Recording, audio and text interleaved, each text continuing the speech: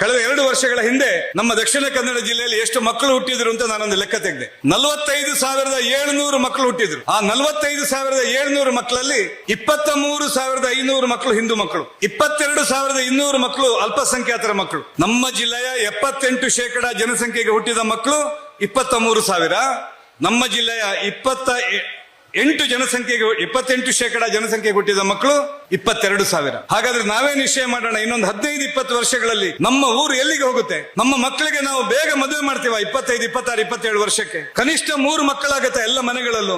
ಆಗ ಈ ದೇಶ ಉಳಿತದೆ, ಈ ಸಮಾಜ ಉಳಿತದೆ, ಈ ಊರು ಉಳಿತದೆ. ನಾವೇ ನಿಶ್ಚಯ ಮಾಡೋಣ, ಇದೇ ಮಂಚಿ ಭಾಗದಲ್ಲಿ ಹಿಂದೂಗಳ ಜನಸಂಖ್ಯೆ ಕಡಿಮೆ ಆಗ್ತಾ ಆಗ್ತಾ ಆಗ್ತಾ ಹೋದ್ರೆ ನಮ್ಮ ದೈವ, ನಮ್ಮ ದೇವಸ್ಥಾನಗಳು, ನಮ್ಮ ನಾಗಸ್ಥಾನಗಳು ಉಳಿಲಿಕ್ಕೆ ಸಾಧ್ಯ ಇದೆಯಾ? ನಮ್ಮ ಪವಿತ್ರವಾಗಿರತಕ್ಕಂಥ ವಿಚಾರಗಳು ಉಳಿಲಿಕ್ಕೆ ಸಾಧ್ಯ ಇದೆಯಾ? ಅದಕ್ಕಾಗಿ ಮೊಟ್ಟ ಮೊದಲನೇದು ನಮ್ಮ ಕುಟುಂಬವನ್ನು ನಾವು ತುಂಬಾ ಚೆನ್ನಾಗಿ ಸುದೃಢಗೊಳಿಸಬೇಕು. ಗುಣದಿಂದ, ಸಂಖ್ಯೆಯಿಂದ ಎರಡರಲ್ಲೂ ಸುದೃಢಗೊಳಿಸಬೇಕು. ಇದು ಮೊದಲನೇ ಕೆಲಸ, ನಾವೆಲ್ಲರೂ ಸೇರಿ ಮಾಡಬೇಕಾಗಿರತಕ್ಕಂಥ ಕೆಲಸ.